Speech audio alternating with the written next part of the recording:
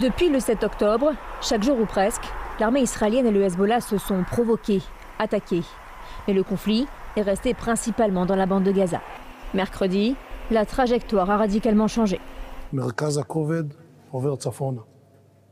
Le centre de gravité se déplace vers le nord. Cela signifie que nous réorientons progressivement nos forces, nos ressources et notre énergie vers le nord. Nous n'avons pas oublié les otages et nous n'avons pas oublié les tâches que nous sommes tenus d'accomplir dans le sud.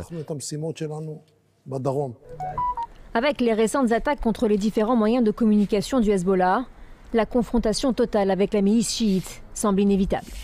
Le bruit court depuis des mois. L'État hébreu semble avoir amorcé la première pierre.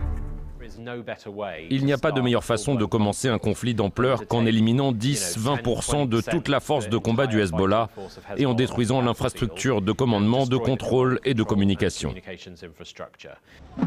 Ces derniers mois, les combattants du Hezbollah ont souffert. Un certain nombre de cadres ont été éliminés, notamment Fouad Choker. Et un nombre important de roquettes et de missiles ont été détruits. Israël a également en tête que l'automne lui est favorable, grâce à une supériorité technologique dans le combat nocturne. La règle, c'est qu'à chaque fois que nous travaillons sur une certaine étape, les 2 étapes suivantes sont déjà prêtes à avancer. À chaque étape, le prix à payer pour le Hezbollah doit être plus élevé.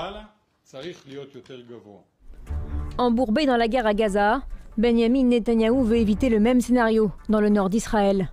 Sous pression des milliers d'habitants évacués, il a tenté de rassurer.